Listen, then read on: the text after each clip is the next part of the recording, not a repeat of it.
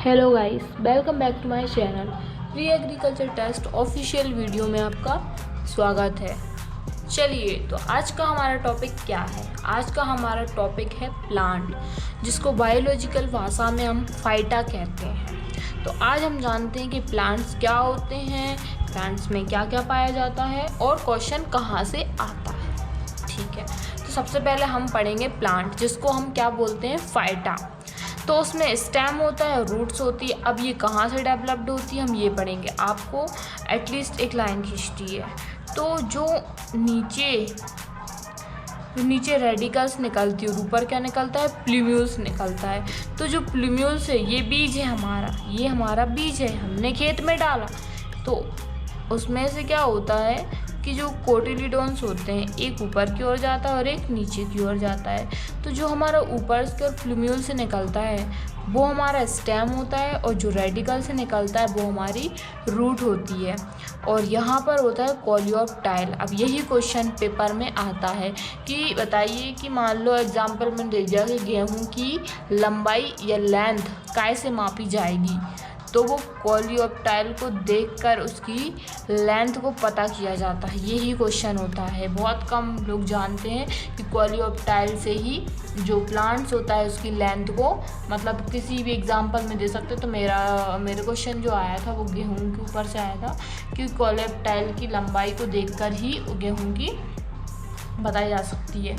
अब हमें स्टेम और रूट समझ में आ गया कि जो रूट्स होती है वो रेडिकल से निकलती है और जो स्टेम्स होता है वो प्लूम्यूल से निकलता है। ये क्वेश्चन यहाँ से भी ये आ जाता है। तो चलिए, तो और स्टेम और रूट में क्या इंपॉर्टेंट पॉइंट्स हैं? ये है कि जो स्टेम होता है वो पॉजिटिव होता है फोटोट्रॉपिक के लिए, और stem for waters. Then positive होता है सिर्फ क्योंकि स्टेम है तो लाइट इसको ऑब्वियसली है कि मिलेगी, तो ये पॉजिटिव होता है फोटोट्रॉपिक के लिए। लेकिन अब स्टेम को क्या हाइड्रो मतलब पानी मिलेगा, क्या स्टेम को जियोट्रॉपिक? तो जियोट्रॉपिक और हाइड्रोट्रॉपिक के लिए ये नेगेटिव होता है और फोटोट्रॉपिक के लिए ये पॉजिटिव होता है। अब भैया रूट की बात आ जाती है, तो जस्ट अपोजिट इसकी रूट होती है। मतलब जहाँ पर ये नेगेटिव हो रहा था वहाँ पर ये पॉजिटिव हो जाएगा। तो जियोट्रॉपिक और हाइड्रोट्रॉपिक यहाँ पर पॉजिटिव हो जाएगा, फोटोट्रॉपिक नेगेटिव हो जाएगा क्योंकि रूट को लाइट नहीं मिलेगी। ठीक है, रूट कितने टाइप्स की होती है? रूट 2 टाइप्स की होती हैं। कौन कौन सी? एक होती है टैप रूट और एक होती है एडवेंशियस रूट। तो जो टैप रूट होती है इट्स डेवलप्ड फ्रॉम रेडिकल। ये कहाँ से डेवलप्ड होती है?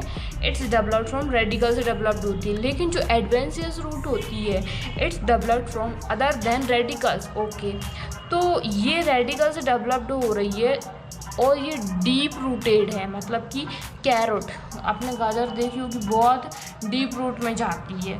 तो ये रेडिकल से निकलती है, कैरोट इसका बेस्ट एग्जांपल है। लेकिन ये सैलो रूट है और ये अदर देन रेडिकल से निकल रही है, तो इसका बेस्ट एग्जांपल है ऑनियन।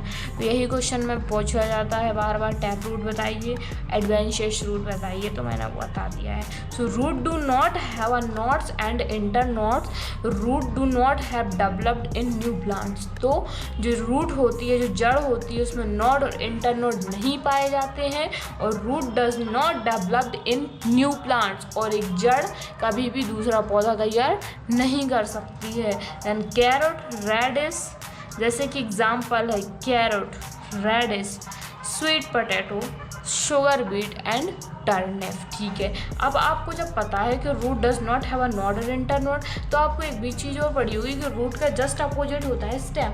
अगर जड़ में नोड और इंटर नोड नहीं पाए जाते तो किस में पाए जाते हैं? तना में। तो स्टेम हैव अ नोड्स और इंटर नोड्स, और स्टेम में ही एक न्यू प्लांट डेवलप करने की पावर होती है। तो ये आपको समझ में आया होगा। And any doubts please comment.